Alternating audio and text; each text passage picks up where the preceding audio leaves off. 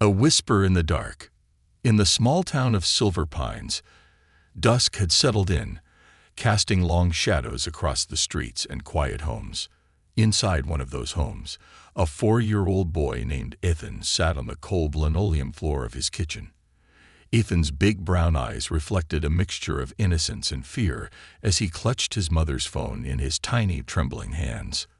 His small frame leaned against the bottom of a kitchen cabinet, seeking comfort in its stability. Outside the kitchen, the house was eerily silent, save for the faint sounds of footsteps creaking along the upstairs hallway. Ethan had been in this position for what felt like hours, though he didn't really understand the concept of time yet. His mother, who was usually bustling about preparing dinner or folding laundry, lay motionless on the living room carpet. He had tried to wake her up, shaking her gently and whispering in her ear, but she hadn't moved. He didn't know what was wrong, but he did know that this was not normal. His father's heavy footsteps echoed down the hallway, growing louder with each passing second. They were slow and deliberate, almost like a predator stalking its prey. Ethan's heart thudded wildly in his small chest, and he remembered his mother's words. "If you ever need help, call this number." She had shown him the numbers once, saying them slowly, her voice calm and reassuring. With trembling fingers, Ethan carefully pressed the numbers, one by one. 911. His small voice barely escaped his throat as he whispered into the phone. "Hello. I'd like a Happy Meal, please." There was a brief silence on the other end before a warm, gentle voice spoke. "Hello there, sweetheart. This is Officer Emily. Can you tell me more about your Happy Meal order?" Her voice was soft and reassuring, exactly what Ethan needed to hear in that moment. Ethan's eyes darted toward the hallway, where he could still hear his father's footsteps, closer now. His grip on the phone tightened, and he whispered, "I want chicken nuggets." There was a pause, and though Ethan couldn't see her, Officer Emily's heart broke a little at the request. She understood immediately that this was no ordinary call. Her fingers flew across her keyboard, pulling up the address linked to the caller ID as she kept her voice steady and calm. "That sounds delicious, Ethan. Do you want a toy with your Happy Meal?" She kept her tone light and friendly, hoping to make him feel safe enough to keep talking. "Yes, please. But my mom won't wake up," Ethan said, his voice breaking. "And my dad. He doesn't like toys. Or chicken nuggets." A chill ran down Officer Emily's spine. She quickly flagged the call as an emergency and signaled to her team leader, pointing to her screen. This was more than a request for a Happy Meal. There was something wrong, and the urgency in Ethan's voice was unmistakable. "I understand, sweetheart. Help is on the way, okay? We're going to get your Happy Meal, and we'll make sure everything is all right. Can you stay on the line with me?" Ethan nodded, though she couldn't see him, and whispered, "Okay." His eyes remained fixed on the hallway as his father's shadow grew larger, creeping closer with each step. Suddenly, he heard his father's voice, low and angry, muttering words Ethan didn't understand. The heavy footsteps stopped right at the edge of the hallway, casting a long, menacing shadow over the kitchen floor. Ethan froze, pressing the phone closer to his ear, desperate to feel some sense of protection from Officer Emily's voice. But he knew he couldn't stay on the line. His father was right there, just steps away. In a tiny, trembling voice, Ethan whispered, "Thank you," before pressing the red button to end the call. The line went dead, and Officer Emily's heart sank as she realized he'd hung up. But she didn't waste a second. "We've got a situation here," she said, turning to her partner, Officer Grant. "We need units at that address right now." Within minutes, the call was dispatched to the closest unit, and Officers Jake and Susan, seasoned veterans of the force, were on their way. They understood that every second counted, especially in situations involving young children. As they sped through the quiet streets, Officer Emily's mind raced. She hoped Ethan was safe. Her only solace was that he had reached out, that he had been brave enough to make the call. But deep down, she couldn't shake the feeling that they were about to step into something much darker than they had anticipated. Shadows of fear. The evening air outside was cold and sharp, and the only sound cutting through the silent neighborhood was the blaring siren of the police cruiser racing through the empty streets. Officers Jake Carter and Susan Mendoza, both hardened by years of service, shared a tense look as they navigated toward the address. Officer Jake, a man with a solid build and a quiet, focused demeanor, gripped the steering wheel tightly. His jaw clenched. His thoughts ran wild, replaying Emily's rushed call, the details she'd shared in hushed urgency. A 4-year-old boy, an unconscious mother, and the ominous presence of an unknown threat. He'd been in dangerous situations countless times, but something about this one had him on edge. Jake stole a glance at his partner.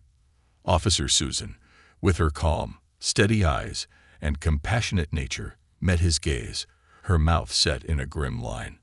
Both knew they might be walking into something dangerous, but neither had any intention of hesitating.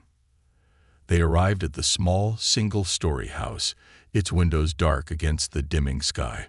Officer Jake quickly killed the siren, not wanting to alert anyone inside to their presence. They stepped out of the cruiser, their boots crunching softly on the gravel. The house stood silent and foreboding in the faint glow of the street lamp. They approached the front door cautiously, with Jake gesturing for Susan to keep an eye on the windows. Officer Susan noticed that one of the curtains on a small side window was slightly askew, as if someone had peeked through it hastily. Her instincts told her they weren't alone in this eerie silence. "Dispatch, this is Unit 18. We're at the address. No visual signs of activity. Going in for a welfare check," Jake reported quietly into his radio. They moved to the front door, which hung slightly ajar. The faint scent of something stale wafted through the gap, mingling with the cold night air. Jake pushed the door open a bit more, revealing a dimly lit living room, furniture cast in shadow. As they stepped inside, Susan noticed a few toys scattered on the floor, one of them a small stuffed dinosaur lying on its side as though abandoned in haste. "Ethan," Susan called softly, her voice calm yet laced with urgency. "It's the police. We're here to help." No response. They exchanged a look, communicating silently, before Jake motioned for her to follow him. They moved through the living room, their eyes scanning every corner, every shadow. A few steps ahead, on the carpet, they saw a woman lying motionless, her dark hair spread around her, her eyes closed. Susan's heart sank. The scene confirmed Emily's worst fears. She knelt beside the woman, checking for a pulse. "She's alive," Susan whispered, feeling the weak but steady pulse. "But her breathing is shallow. We'll need medics here as soon as possible." Jake nodded, then continued scanning the house. He knew the boy was nearby, somewhere. A child as young as Ethan couldn't have gone far. The officers made their way through the living room and toward the hallway. As they neared the kitchen, Jake's trained eyes caught sight of a small figure huddled against a cabinet in the dark. "Ethan," he called softly, lowering himself to the boy's eye level. "It's Officer Jake. I'm here to help." The little boy's face emerged from the shadows, pale and tear-streaked, his small hands still clutching the phone. His big brown eyes, wide with fear, met Jake's gaze, filled with a mixture of relief and lingering terror. "Are you okay, buddy?" Jake asked gently, extending his hand. Ethan hesitated, glancing down the hallway toward the closed door of his father's bedroom. The shadow of fear clouded his face as he looked back at Jake, not yet daring to speak. Jake caught the direction of his gaze and understood immediately. There was still a threat here. "Ethan," Susan said softly as she crouched beside him, "we're here to make sure you're safe. Can you tell us where your dad is?" Ethan's lips trembled, and he managed a small whisper. "He's in his room." He was really mad. The officers exchanged a concerned glance. They had no idea what Ethan had been through in the last few hours, but his words painted a grim picture. Susan placed a comforting hand on his shoulder. Thank you for being so brave, Ethan. We're going to make sure everything's okay. But we need you to stay right here with me, all right?" Ethan nodded, his tiny hands finally releasing their death grip on the phone. Jake stood, signaling to Susan that he was going to check the rest of the house. Susan stayed with Ethan, keeping her voice soft and reassuring as she engaged him in small talk, trying to ease his mind. Meanwhile, Jake made his way down the dim hallway, each step calculated, his senses heightened. The house was deathly quiet. He approached the closed bedroom door, noticing faint scuff marks on the doorframe and a small crack in the door itself, as if it had been forced open at some point. He could feel a tense energy in the air, something thick and unsettling. His hand hovered over his radio. "Dispatch, we're securing the scene. Potential suspect may still be inside the house. Requesting backup," he murmured, keeping his voice low. As he prepared to open the door, he heard movement from within. A shuffling sound, followed by a low, angry mutter. Jake's grip on his radio tightened, and he took a steadying breath. Whoever was inside wasn't expecting him. In a quick, controlled motion, Jake pushed the door open, his other hand on his weapon, ready for anything.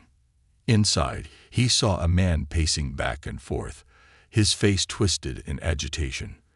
The man's disheveled appearance and wild eyes betrayed a state of heightened anger. His hands clenched into fists as he muttered under his breath, completely oblivious to Jake's presence. "Sir," Jake called out firmly, his voice steady. "This is the police.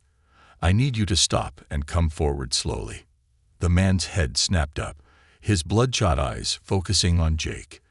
A tense silence filled the room as the man stared, a flicker of recognition followed by a sneer. He didn't comply. Instead, he took a step back, his gaze darting around as though calculating his options. "I'm not going anywhere," he muttered defiantly, his fists clenching tighter. Jake's hand hovered near his weapon, though he was determined to keep the situation from escalating. "Sir, I need you to cooperate. We're here to help your family." The man's eyes flashed with a strange fury, and he spat out, "Help. Help. I don't need anyone's help. That kid shouldn't have called you." Jake's heart tightened at the admission.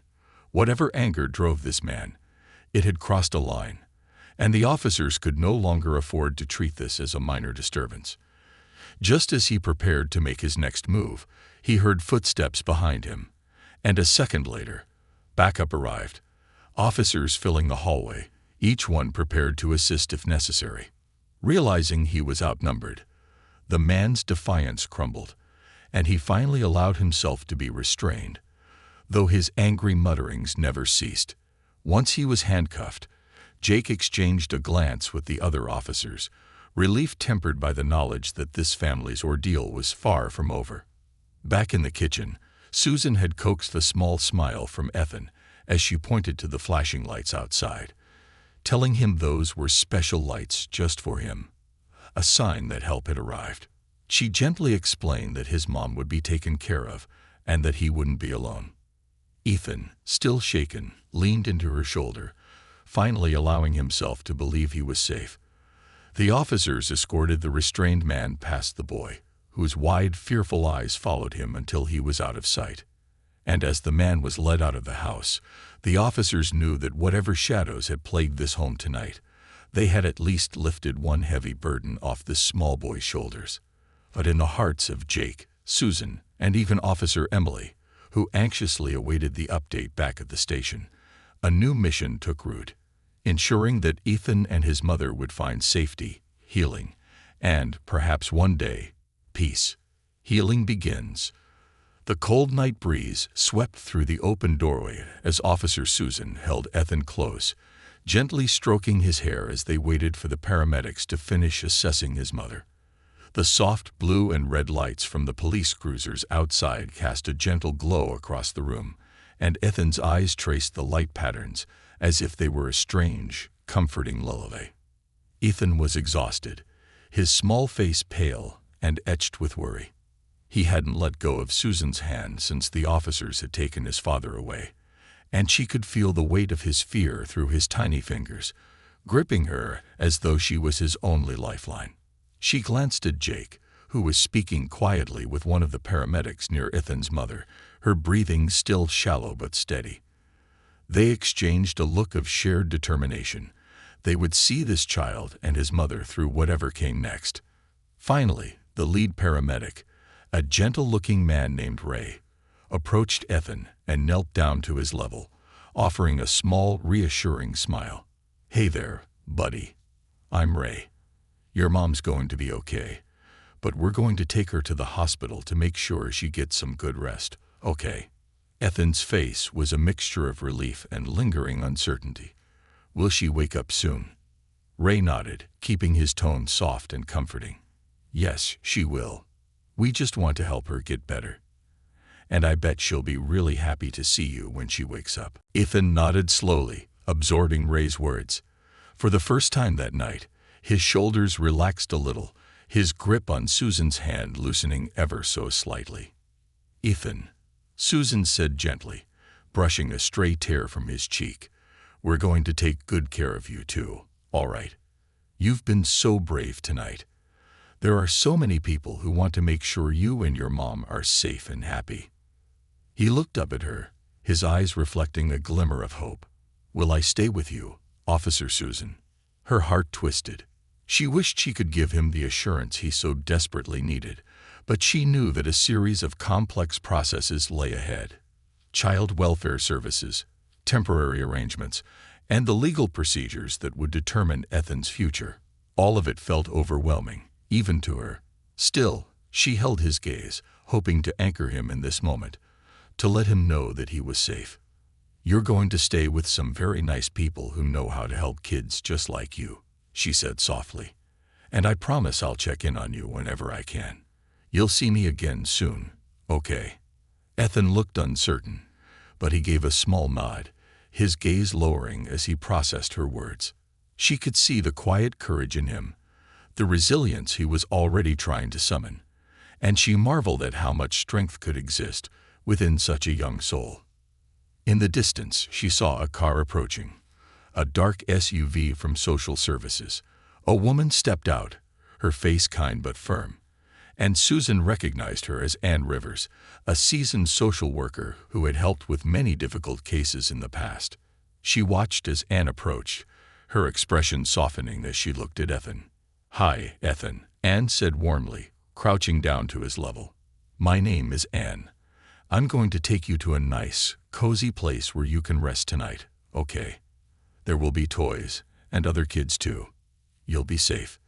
Ethan looked at her, his eyes wide and uncertain, then glanced back at Susan. She could see the conflict in him. He didn't want to let go of her hand. Seeing this, Susan knelt down and placed a reassuring hand on his shoulder. "Ethan, Ann is really nice. She'll take very good care of you tonight. And I'll make sure to come by and see you tomorrow."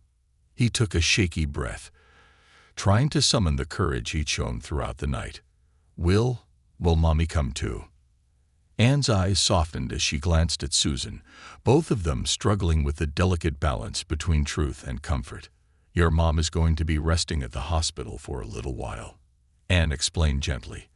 "But the doctors and nurses will help her get better, and she'll be able to see you soon. For now, I just want you to be safe and comfortable."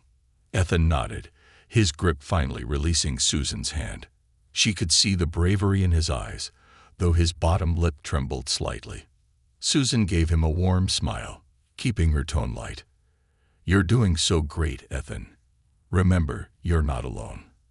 There are so many people who care about you." As Ann gently led him to the car, Susan watched with a bittersweet feeling. Ethan's small figure climbed into the back seat, his head turning to look back at her one last time. She waved, fighting the urge to run after him and reassure him again. The SUV pulled away, and Susan's heart ached, knowing how much the little boy's life had changed in one night. As the vehicle disappeared into the distance, Jake stepped up beside her, his expression somber. "This one feels different, doesn't it?" he murmured, crossing his arms as he looked down the street where Ethan had gone. Susan nodded, swallowing the lump in her throat. He's been through so much. I can't imagine how he must feel right now, not knowing where he'll end up, if his mom's okay, or if he'll ever be safe again. Jake put a hand on her shoulder, offering her a rare moment of empathy. He's got you looking out for him, Susan. And he's tough. You saw it tonight. Kids like that, they've got a resilience that's hard to break. They fell silent, both lost in thought. But Susan couldn't shake the feeling that this case needed something extra. She didn't want Ethan to just be another name in the system, lost among thousands of children who needed help. This little boy had reached out in the only way he knew how, with courage far beyond his years. She owed it to him to follow through. The next morning, Susan returned to the precinct early, her mind set on ensuring Ethan's case was handled with the utmost care. She placed a call to the hospital, checking on his mother's condition. The nurse informed her that Ethan's mother, Leah, had stabilized and was now resting comfortably.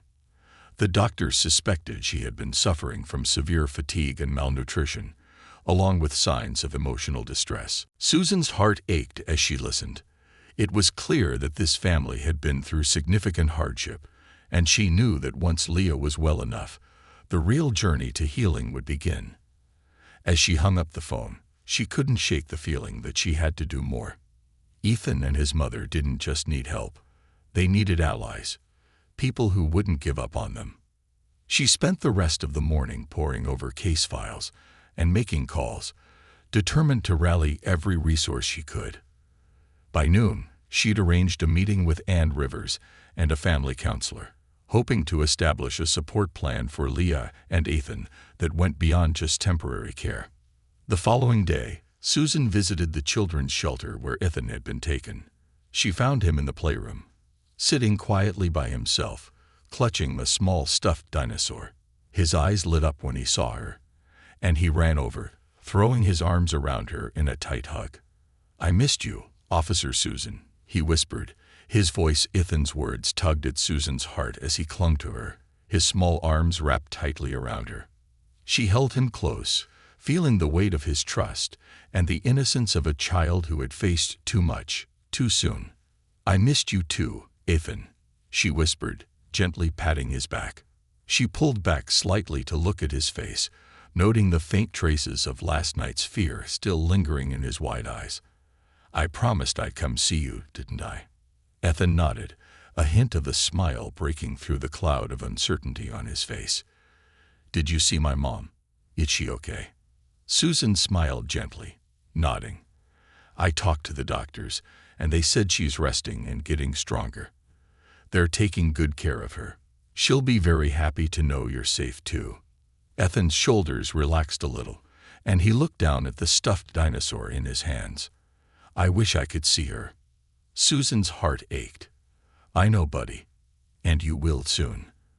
Right now, you're going to stay here, where people can take care of you, and make sure you have everything you need. And I'll come by as much as I can." Ethan's gaze drifted around the room.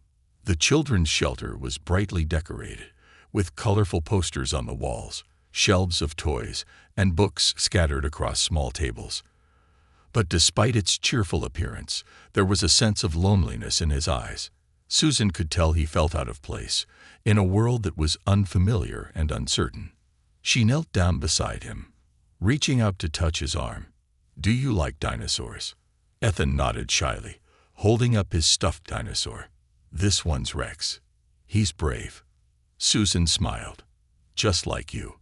You know, you were very brave last night, Ethan.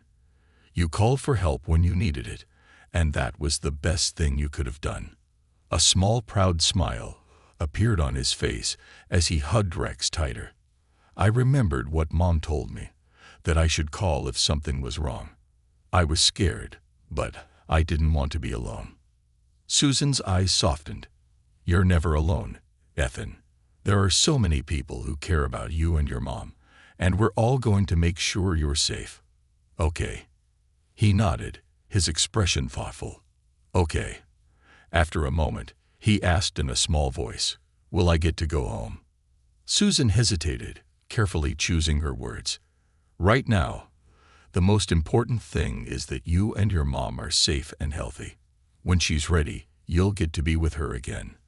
But for now, you're here so we can make sure everything's just right for you both." Ethan looked down, processing her answer. She could see he wanted to believe her, but his young mind was still grappling with all that had happened. Just then, Ann Rivers, the social worker, entered the room with a gentle smile. "Hi, Ethan. I heard Officer Susan was visiting. I just wanted to come and see how you're doing." Ethan offered a shy wave, glancing up at Ann. Susan noticed how Ann's warmth helped soften the boy's guarded expression. She was thankful for Ann's experience. She knew how to connect with children in a way that felt safe and nurturing. Ann sat down beside them and addressed Ethan kindly. "You know, we're going to make sure you have everything you need here, just like Officer Susan said. And we've got a room all set up for you, with some toys and books. Would you like to see it?" Ethan looked between Susan and Ann, his gaze uncertain but curious. "Will Officer Susan come too?" Susan smiled. "Of course, buddy. Let's go see your new room together." They led Ethan down a short hallway to a cozy room with a small bed, a soft blue blanket, and a nightstand with a lamp shaped like a rocket ship.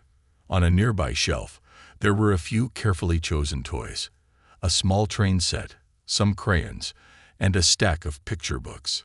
Ethan's eyes lit up slightly as he took in the room, and he let go of Susan's hand, walking slowly around the space as though exploring a new world. "This is all for me?" he asked, awe in his voice. Ann nodded, smiling warmly. "Just for you, Ethan. You can read the books, play with the toys, and make yourself at home here."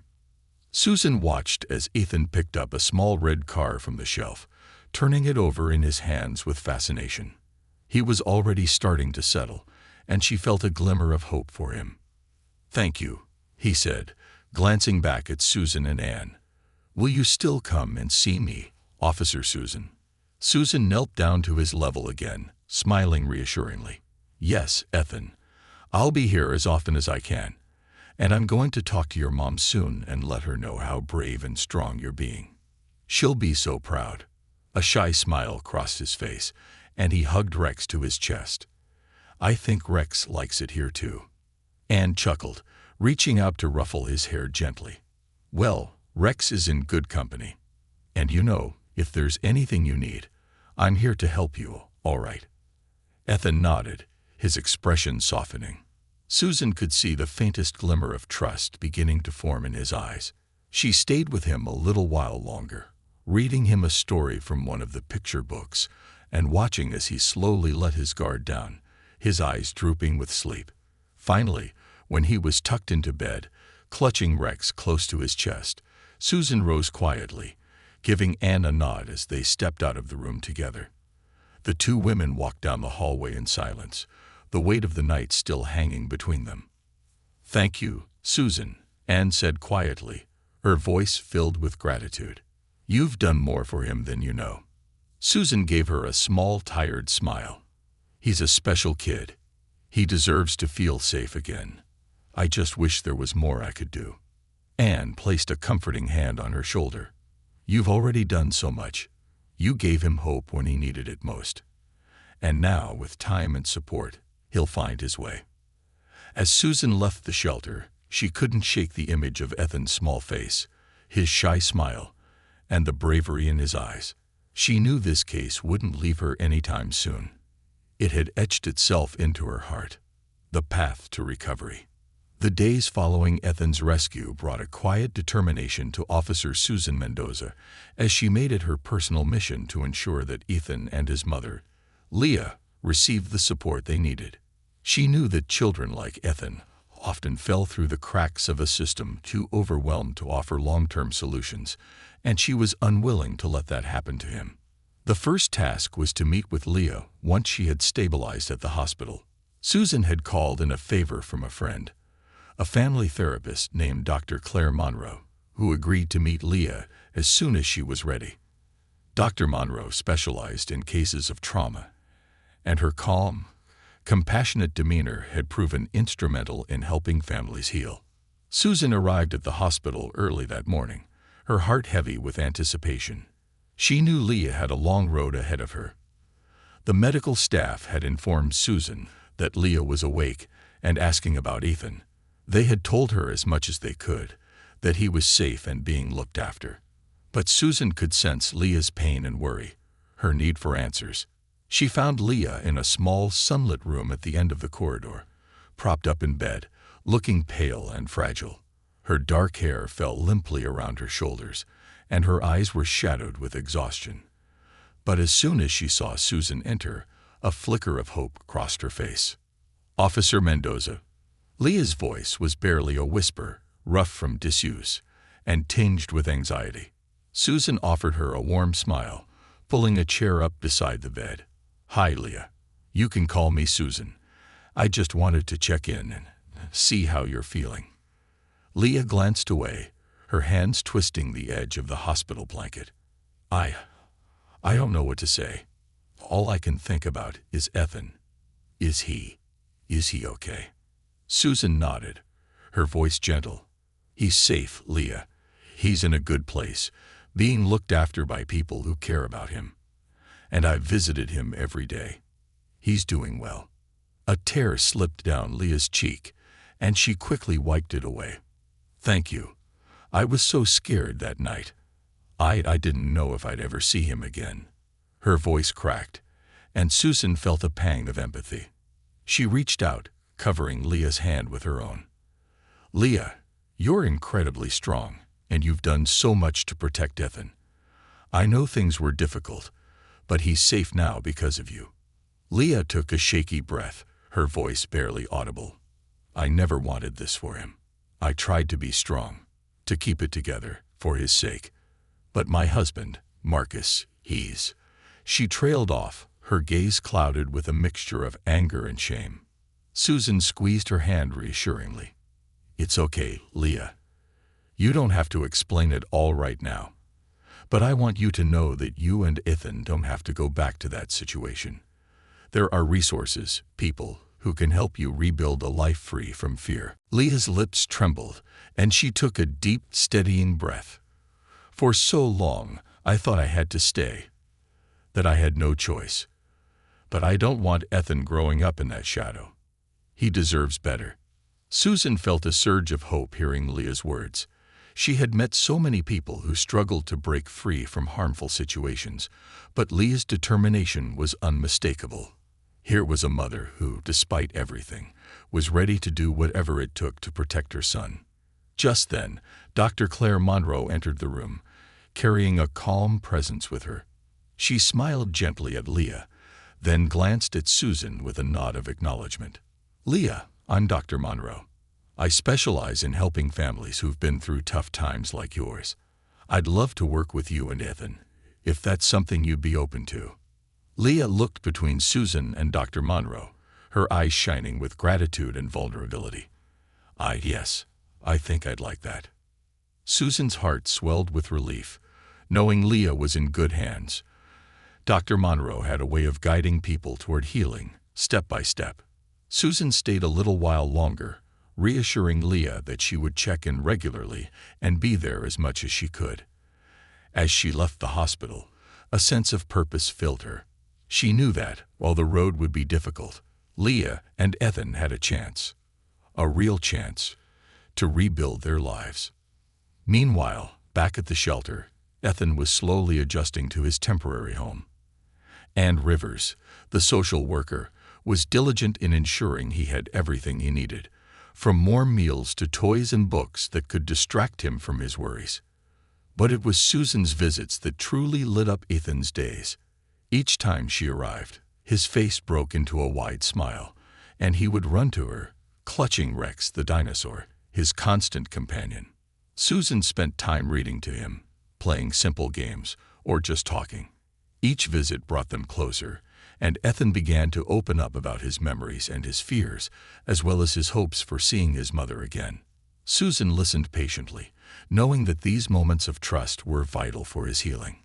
One afternoon, during one of her visits, Ethan asked her a question that caught her off guard. "Do you think my dad will come back?" he asked, his voice small and hesitant. Susan paused, considering her response carefully. She didn't want to frighten him, but she also didn't want to give him false hope. "Ethan," she began gently, "your dad won't be coming back to hurt you or your mom. There are people making sure that you're both safe, and he can't do anything to change that." Ethan nodded slowly, his gaze thoughtful. "Sometimes I hear him in my dreams. I don't want to, but he's there." Susan's heart tightened, feeling the weight of his words. "That's very brave of you to tell me, Ethan. Sometimes, when we go through scary things, our minds hold on to them, even when we're safe. But it's okay to talk about those dreams, and over time, they'll start to go away." He looked at her with a small, hopeful smile. "Will you help them go away?" Susan nodded, smiling softly. "Yes, I'll be here to help you whenever you need me. And there are other people who'll help too, like Dr. Claire. She's very nice and knows lots of ways to help kids feel safe." Over the next few days, Susan coordinated with Dr. Monroe, arranging for Ethan and Leah to meet in a supervised setting at the shelter. Susan knew how important this reunion would be for both of them. She wanted to make sure they felt supported every step of the way. The day finally arrived, and Susan watched as Leah entered the room, her face a mixture of excitement and nerves. She looked healthier now, with a renewed strength in her eyes, and she clutched a small stuffed bear she brought as a gift for Ethan. Ethan, clutching Rex, sat beside Susan, his eyes wide and expectant as he watched his mother approach. For a brief moment, mother and son simply stared at each other, as if absorbing the reality of being together again. Then, Leah knelt down, opening her arms wide, and Ethan flew into her embrace, burying his face in her shoulder. Susan felt a lump rise in her throat as she watched the two cling to each other, reunited after what felt like an eternity. Leah stroked Ethan's hair, whispering to him softly, words that only he could hear. Ethan's shoulders shook, and though she couldn't see his face, Susan knew he was crying. When they finally pulled back, Leah looked down at him with all the love and sorrow and hope she had held onto through the darkest moments. "I missed you so much, Ethan," she whispered, holding his face in her hands. "I missed you too, Mommy," he replied, clutching her hand tightly. "Are you okay now?" Leah smiled through her tears. "Yes, sweetheart, I'm okay. And we're going to be okay. We're going to start over, just you and me." They spent the afternoon together, sharing stories and laughter, and for the first time, Susan saw genuine joy in Ethan's eyes, a light that had been dimmed by fear but was now beginning to shine again. As they sat together, Susan's heart filled with gratitude. She knew there would still be challenges ahead, but in this moment, mother and son had found a piece of their happiness again. Before Susan left that evening, she knelt down beside Ethan, who hugged her tightly, whispering, "Thank you, Officer Susan. Thank you for bringing my mom back." She hugged him back, her own eyes stinging with tears. "You're welcome, Ethan. And remember, you're never alone. I'll always be here if you need me." As she left the shelter that night, she looked up at the darkening sky, feeling a renewed sense of purpose. This was why she had joined the force, to make a real difference in the lives of those who needed it most. And as long as she could, she would keep fighting for families like Leah and Ethan, who deserved a second chance at life, love, and peace. The road to resilience. In the weeks following Ethan's reunion with his mother, life took on a new rhythm for the two of them. They were placed in a transitional housing program, a safe haven designed for families escaping dangerous situations. The small, modest apartment they were given felt like a palace to Ethan, whose world had been confined to fear-filled nights and dimly lit corners. For Leah, the apartment represented something even greater, a chance at freedom, and the hope of building a better life for her son.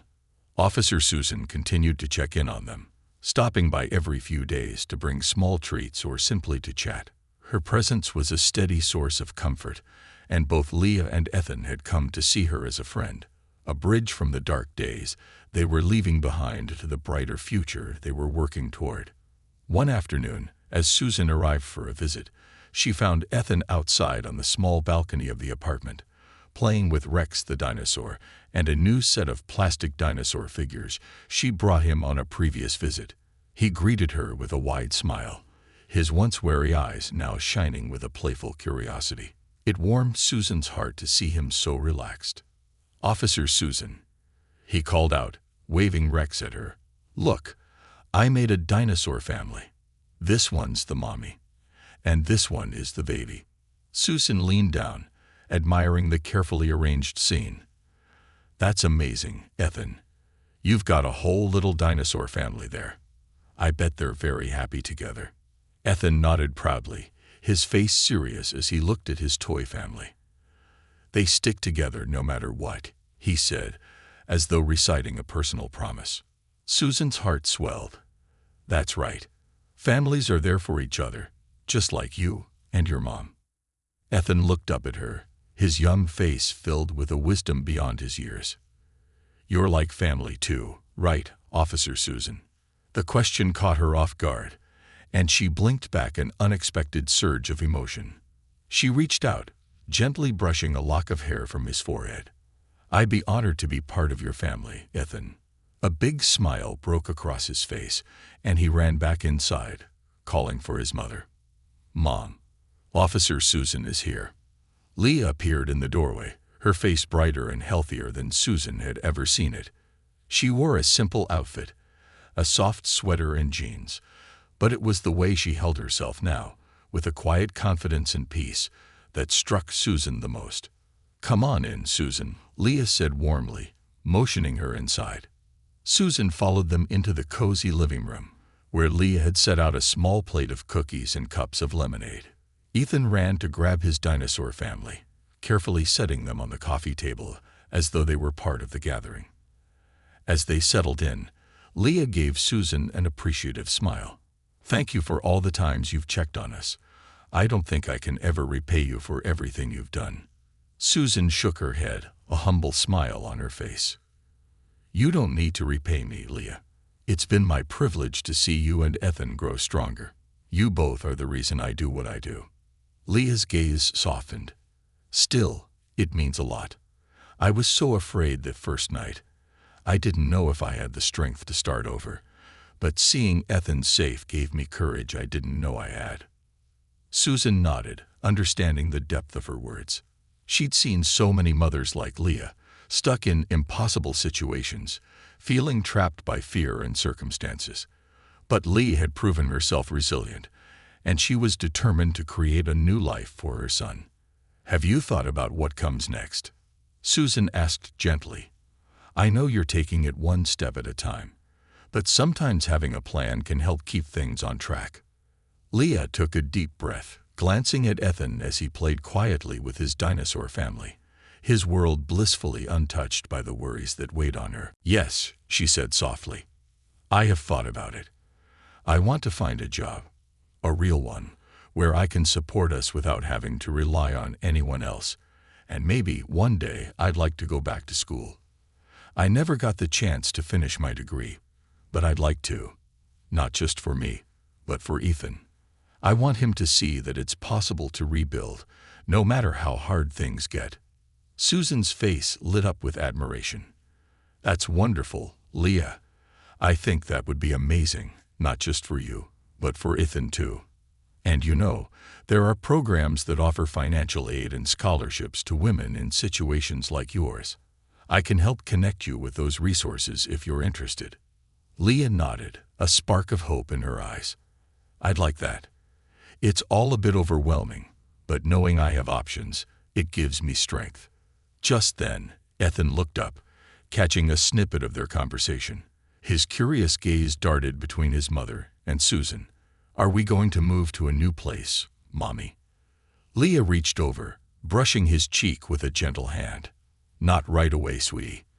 But one day we'll have a home that's just ours, a place where you can play with all the dinosaurs you want." Ethan's eyes sparkled at the thought, and he glanced back at his toy dinosaurs, murmuring to them softly as if sharing the good news. As they continued talking, Susan listened to Leah's aspirations, her plans unfolding like a delicate tapestry, one that had been neglected and torn, but was slowly being rewoven with hope. Leah talked about the classes she might take, the books she wanted to read, and the skills she hoped to learn. Susan noted her quiet determination, the way Leah's voice grew stronger with each word, as though reclaiming a part of herself that had been lost for years. Eventually, Leah brought up a topic that Susan had been anticipating yet dreading: the future legal proceedings. Susan knew that at some point, Leah would have to face Marcus in court to finalize the restraining order and work toward securing her and Ethan's safety permanently. "Have you heard anything about him?" Leah asked quietly, her eyes lowering as she mentioned Marcus. Susan nodded, keeping her tone neutral but supportive. "Yes, he's still in custody, but the court process has started. I've been in touch with a family lawyer who specializes in cases like yours, and she's agreed to take on your case pro bono. She'll help with the restraining order and make sure you and Ethan have legal protection." Leah exhaled, a mixture of relief and fear in her expression. "Thank you, Susan. I don't know if I could face him alone." "You won't be alone, Leah," Susan assured her firmly. "I'll be there with you every step of the way. And so will your lawyer. We're going to make sure you and Ethan are safe, no matter what." The conversation grew lighter as they shared a few laughs, Susan telling stories of her own childhood and the adventures she had with her siblings. Ethan listened with rapt attention, laughing at the funny parts and asking questions about every detail.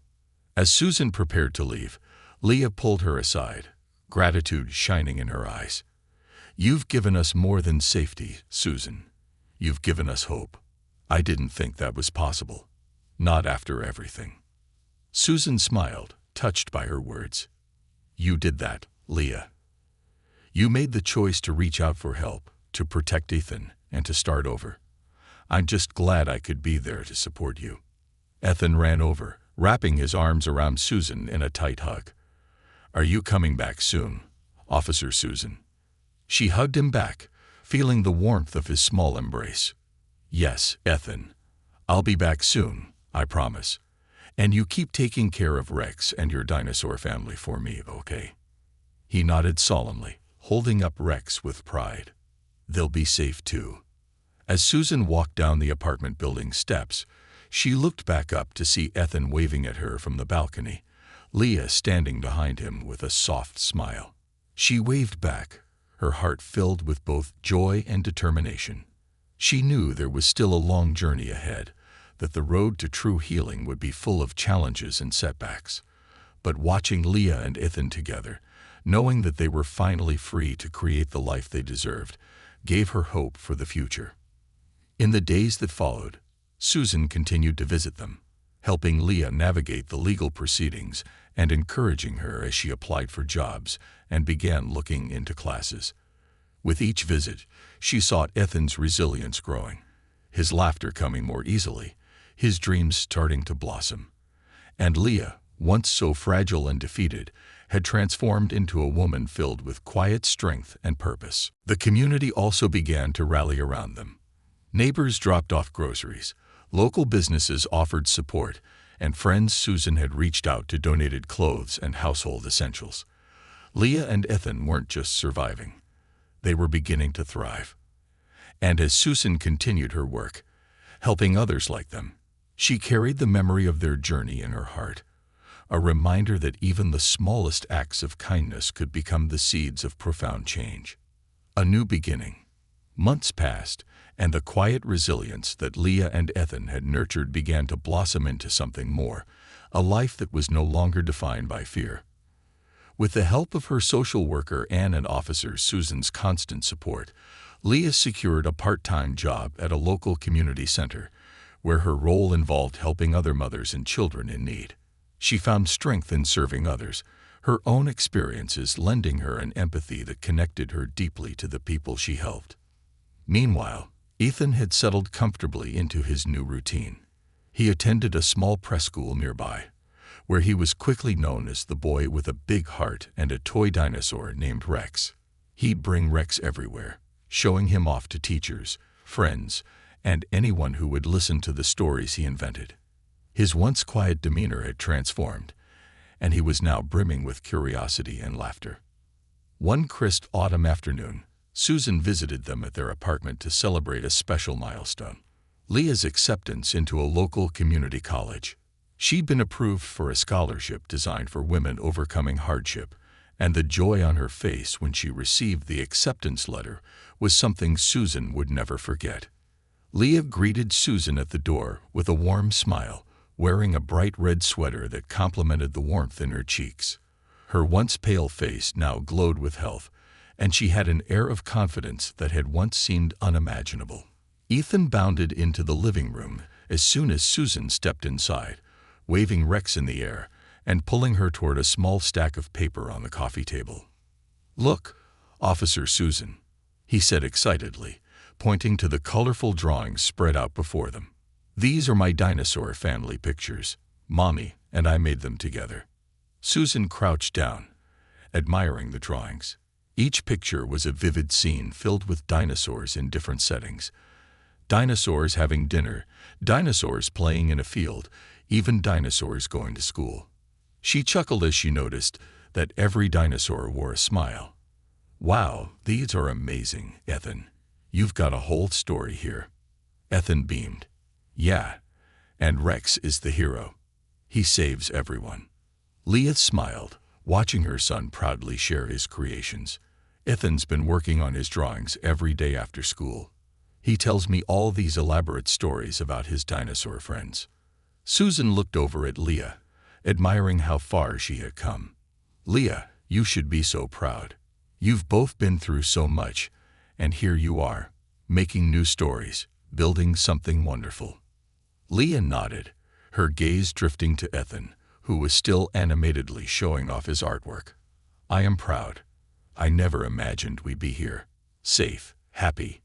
It feels like a dream I'm afraid to wake up from." Susan placed a comforting hand on her shoulder. "This is real, Leah. You created this life with courage, and it's only going to get better." Leah smiled, her eyes glistening with unshed tears. She quickly composed herself, standing taller. "Actually, I wanted to share some news with you, Susan. I've been offered an opportunity at the community center, a chance to manage a program for single mothers. It's part-time, but it's work I love, and it feels like a step forward."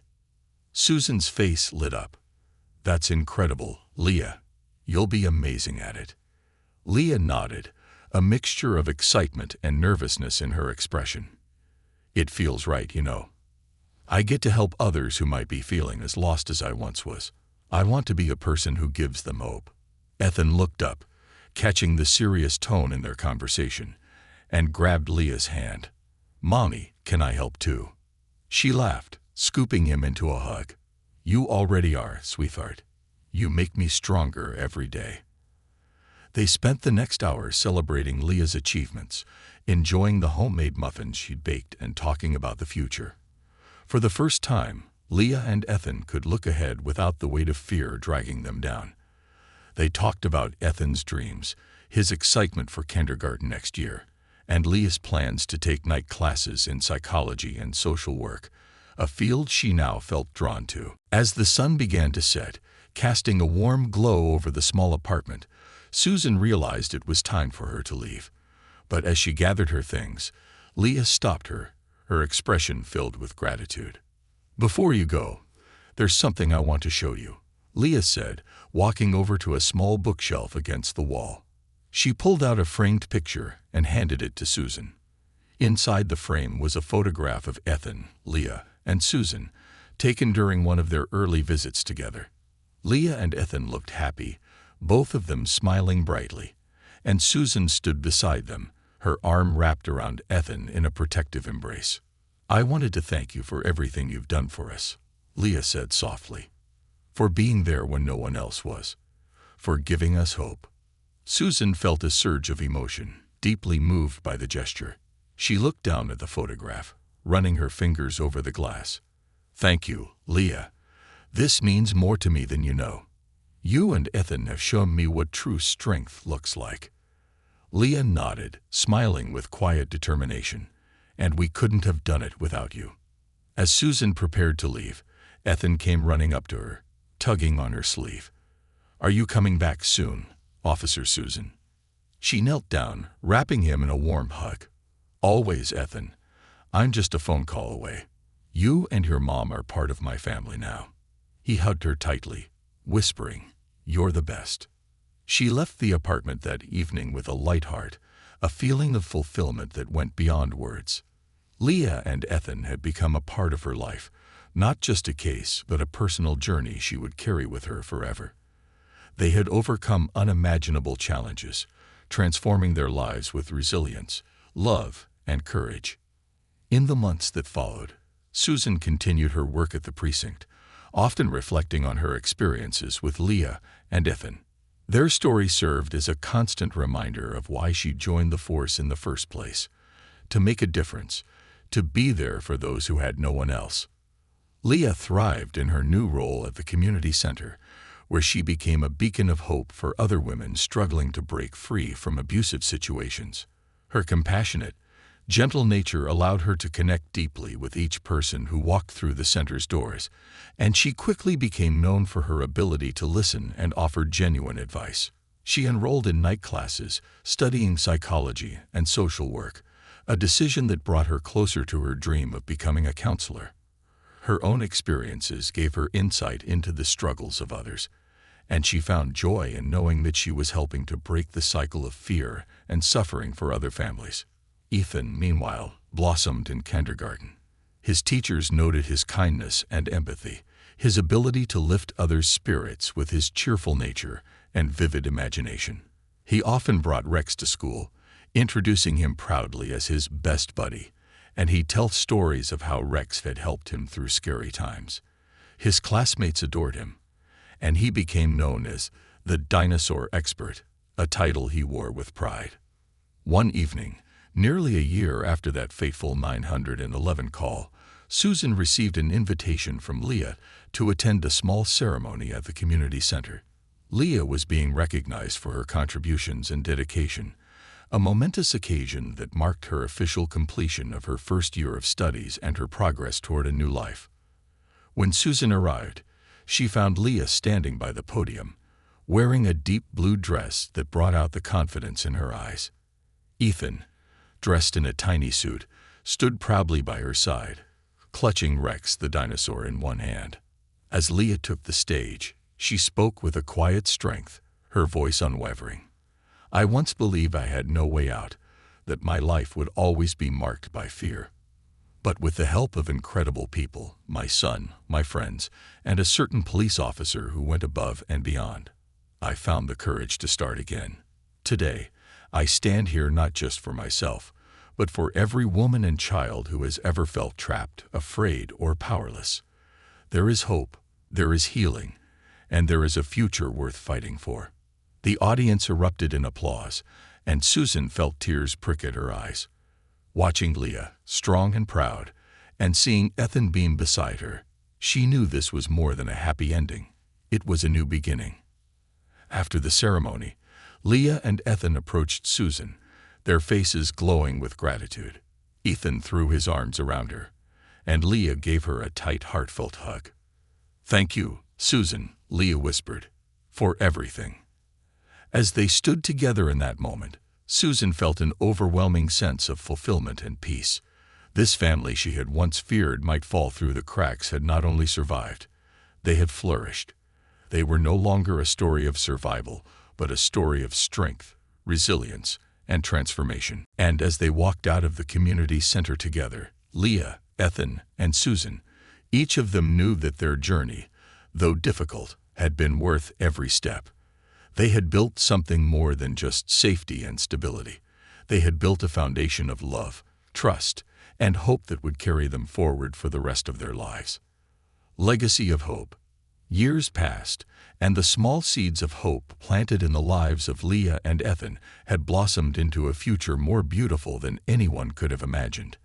Their journey had touched many lives, and the echoes of their resilience rippled through the community, leaving a legacy that inspired others facing similar battles. Officer Susan, now a detective, had watched with pride as Leah and Ethan transformed, their story becoming a beacon of hope for others. Leah's dream of becoming a counselor was now a reality. After years of study and determination, she earned her degree in social work and psychology, specializing in trauma counseling for women and children. She was now a lead counselor at the very community center that had once helped her, and she'd established a special program for survivors of domestic abuse. The program offered therapy, legal resources, housing assistance, and most importantly, a support network. Women from all backgrounds came to the center, finding in Leah someone who understood their pain firsthand. Her empathetic approach and her gentle strength made her a lifeline for those seeking a way out of darkness. Ethan, now a teenager, had grown into a bright, compassionate young man. His memories of that early trauma had faded, replaced by years of love, laughter, and security. He was known for his kindness, often volunteering at the community center to help his mother. With his playful energy, he was a favorite among the younger kids, who looked up to him with admiration. Ethan's childhood fascination with dinosaurs had transformed into a love for science, and he dreamed of becoming a paleontologist. In every way, he was thriving, his heart and mind unscarred by the fear that had once shadowed his young life. Susan, who had remained close to Leah and Ethan over the years, had become a trusted family friend, a figure they saw as family.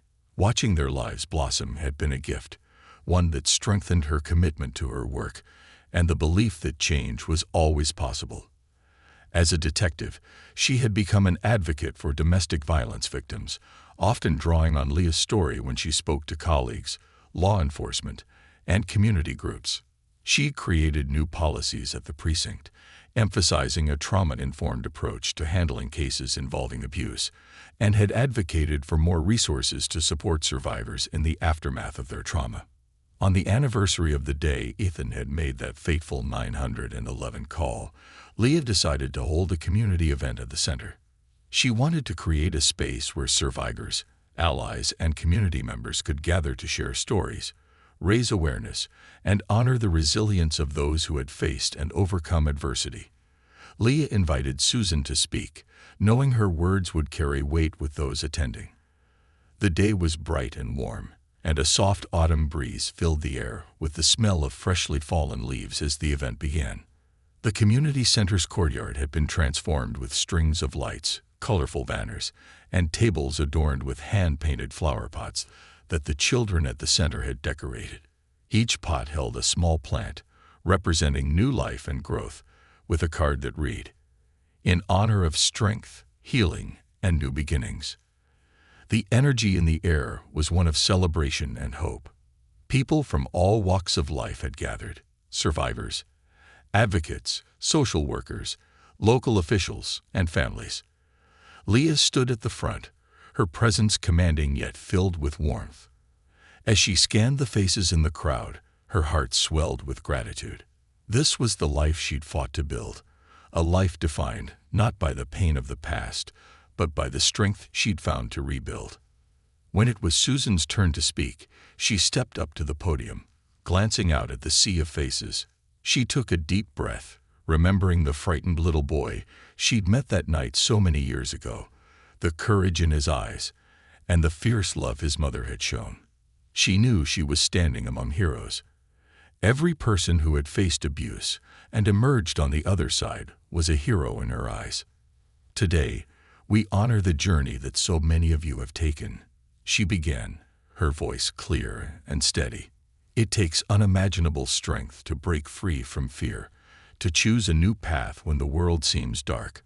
I have been privileged to witness the courage of survivors, to see the way they rise above unimaginable challenges and reclaim their lives. She paused, glancing at Leah and Ethan, who sat in the front row, their faces filled with pride. Years ago, a young boy made a call that changed everything. It was a call that saved his life and his mother's. But it was more than that. It was a call that reminded me of why I joined this work. It showed me that even in the darkest moments, there is always hope, always a way forward. And today, we're not just celebrating one story of survival, We're celebrating all of you, the families and individuals who fought for a better life." The crowd erupted into applause, some with tears in their eyes, others smiling with recognition and solidarity. Susan stepped down, her heart full, and took a seat beside Leah and Ethan. Leah squeezed her hand, her eyes shining with gratitude and pride. After the speeches, the event transitioned into a more informal gathering. Tables were set up with informational pamphlets on resources for survivors, while others offered art supplies where children painted small clay pots to take home, each child encouraged to plant a flower or a small tree in honor of resilience. Ethan and his friends helped organize games for the younger kids, filling the air with laughter. In one corner of the courtyard, Leah set up a memory wall, a large board where people could pin messages, notes of encouragement, and tributes to those they'd lost or to the lives they'd reclaimed. Susan found herself drawn to it, reading the words of strangers who had experienced unimaginable pain but had somehow found the strength to survive. She added her own note, a simple message: "Hope is stronger than fear." As dusk began to fall, the lights strung across the courtyard illuminated the gathering in a warm golden glow. Susan spotted Ethan standing with his mother, a quiet, reflective look in his eyes as he took in the event around him. She approached them, placing a gentle hand on his shoulder. "Ethan, do you remember the night we met?" she asked softly. He looked up at her, a gentle smile on his face. "Yes, I do. I was scared, but you made me feel safe." Susan smiled, her heart swelling with pride. "You were so brave that night, Ethan. And because of that bravery, you and your mom are here today, helping others feel safe." Ethan nodded, glancing up at Leah. "Mom says we're like a family to other families now, that we can help them see they're not alone." Leah smiled, pulling him close. "That's right, sweetheart. We can't change the past, but we can make sure that others don't have to face what we did." As the night wore on, laughter, music, and heartfelt conversations filled the courtyard. People shared their stories, strangers becoming friends, each person finding strength in the community that had come together because of Leah's vision. In a quiet moment, Leah looked over at Susan, her eyes reflecting the gratitude and admiration she felt. "Thank you for never giving up on us, Susan," she said softly.